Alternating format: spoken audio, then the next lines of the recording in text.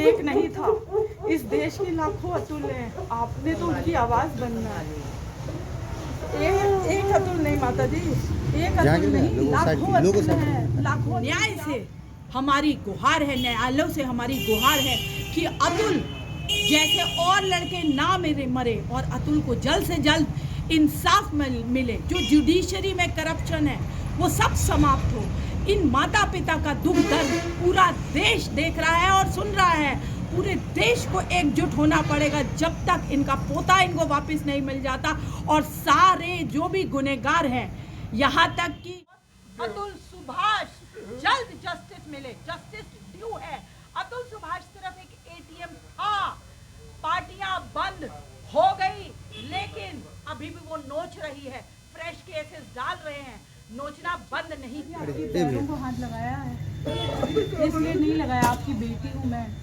बेटी तो है बेटा, अब जिंदगी भर बेटी है, मानेंगे आपको। हमारे तो बेटी भी नहीं है। जब तक न्याय नहीं मिलता, मैं अगर दिल्ली से इतनी दूर सिर्फ इस भैया की माँ निर्भया के लिए खड़ी सकती है तो हम अपने निर्भय के लिए नहीं खड़े होंगे।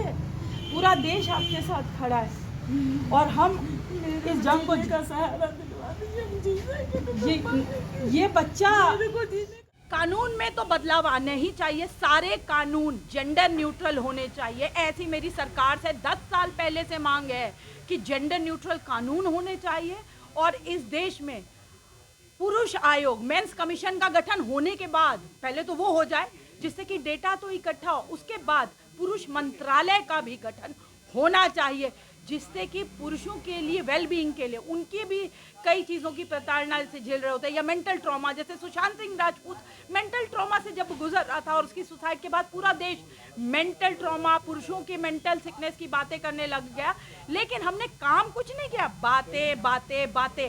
एक मिनिस्ट्री जब बनेगी तभी पुरुषों के वेलफेयर के बारे में स्कीम बनेगी, पॉलिसी बनेगी, हम उनके बारे में डेटा इकट्ठा करेंगे। अभी तो हमारे पास डेटा भी नहीं है। 2 साल पुराना डेटा है जो एनसीआरबी का, जो कहता है कि हस्बैंड सुसाइड 3 गुना ज्यादा है। मैंने चीख चीख के हर जगह पे पूरे भारतवर्ष में इस बात को रखा है कि 3 गुना सुसाइड डेटा है, लेकिन आज भी कोई बदलाव नहीं आ रहा। आखिर क्यों चुप है? आखिर हमारी सरकारें क्यों सो रही है? मैंने चारों लॉ मिनिस्टर्स को मिला है, रविशंकर जी, सदानंद गौड़ा जी, किरण रिजिजू जी 6 बार।